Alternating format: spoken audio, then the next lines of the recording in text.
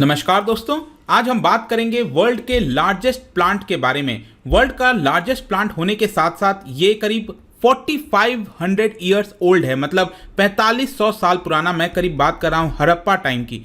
यहाँ पर आप न्यूज़ देख सकते हो, the world's largest plant has been discovered researchers से। तो यहाँ पर आपके मन में कुछ सवाल आना चाहिए कि अगर हम बात करते हैं लार्जेस्ट प्लांट की, तो ये बहुत बड़ा है, करीब 150 किलोमीटर में फैला हुआ है। तो जाहिर सी बात है कि अब जाकर इसकी डिस्कवरी क्यों हुई है, उसका कारण हम देखेंगे। क्योंकि अगर मान लो छोटा कोई प्लांट होता है, स्मॉलेस्ट प्लांट होता, तो अर्थ के किसी कोने में छुपा होता और ठीक है, समझ में आता है। लेकिन अब जाकर इसकी डिस्कवरी क्यों हुई है, ये मैं आपको बताने की कोशिश करूंगा। बहुत ही इंटरेस्टिंग वीडियो होने वाला है। चलिए आगे बढ़ते हैं, लेकिन उसके पहले एक इंपॉर्टेंट अनाउंसमेंट कि 5 जून को कुछ बड़ा अनाउंसमेंट किया जाएगा स्टडी IQ के द्वारा एग्जैक्टली एट 1 PM। तो इसका डेफिनेटली वेट करिएगा। इसके अलावा अगर आप कोई भी कोर्स की प्रिपरेशन, कोई भी एग्जाम की प्रिपरेशन करना चाहते हैं, तो आप हमारे कोर्सेज के लिए स्टडी IQ ऐप और वेबसाइट पर जा सकते हैं और मैक्सिमम डिस्काउंट के लिए कोड इस्तेमाल कर सकते हैं अंकित 40।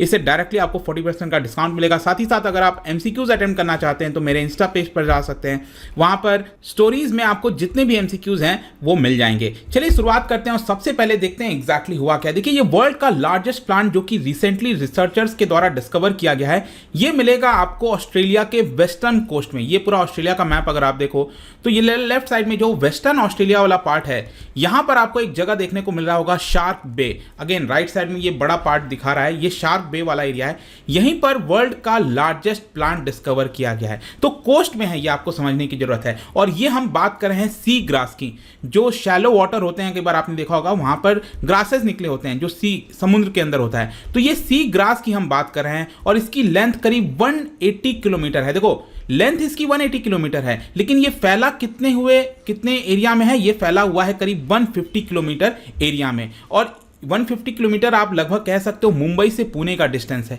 तो इतना बड़ा प्लांट, जी हाँ, ये एक सिंगल प्लांट की मैं बात कर रहा हूं। सी ग्रास में मैं ये नहीं कह रहा हूं कि एक ग्रास यहां है, एक दूसरा ग्रास यहां, ऐसा नहीं।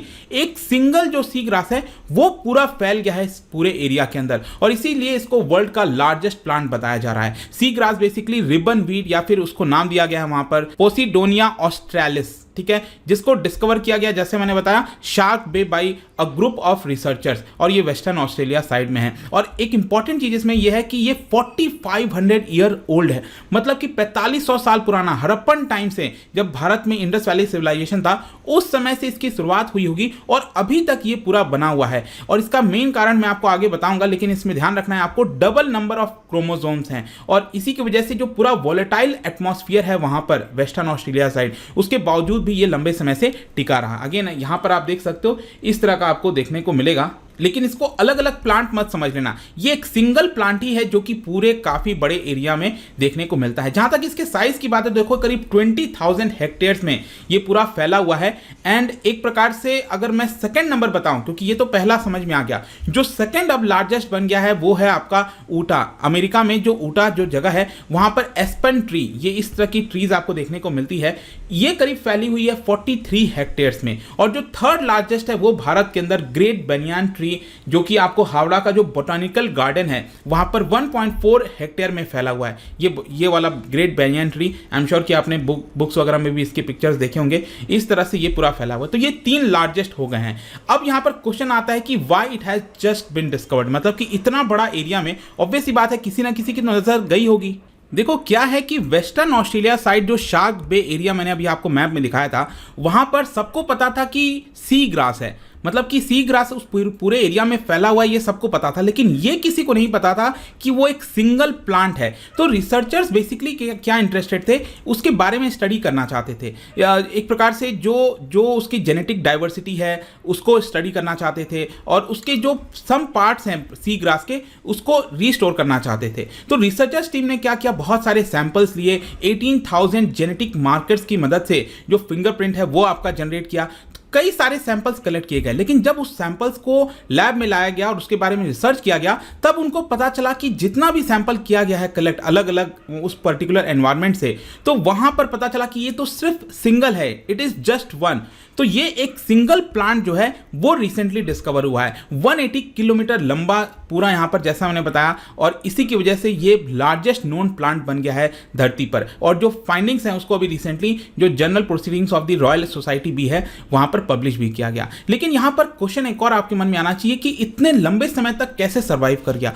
4500 ईयर्स ओल्ड की हम बात कर रहे हैं, तो अभी तक ये कैसे सर्वाइव कर गया? देखो, एक तो चीज ये है कि ये राइजोम्स के माध्यम से स्प्रेड हो रहा है।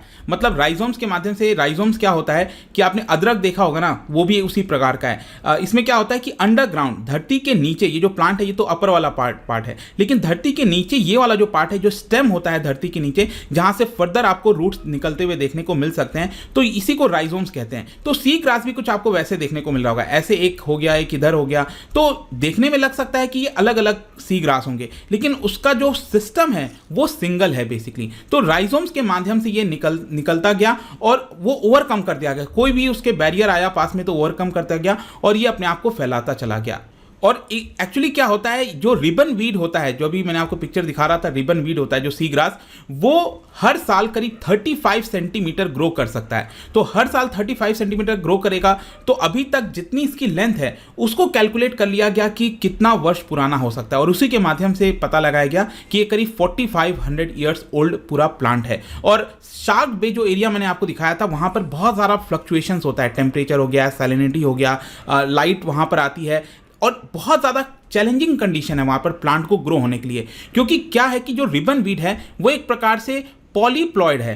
पॉलीप्लॉइड का मतलब ये हुआ कि जो भी प्लांट होता है वो दोनों पेरेंट्स से जीनोम लेता है, हाफ जीनोम लेता है, लेकिन ये 100% जीनोम दोनों पेरेंट्स से ले लेता है। तो इसकी वजह से ये काफ़ी ज़्यादा वर्सेटाइल एक प्रकार से आप कह सकते हो प्लांट बन जाता है और किसी भी कंडीशंस में ग्रो कर सकता है। तो ribbon weed has twice the number of chromosomes than other plants of the same variety, और इसी की वजह से ये ग्रो करता चला गया।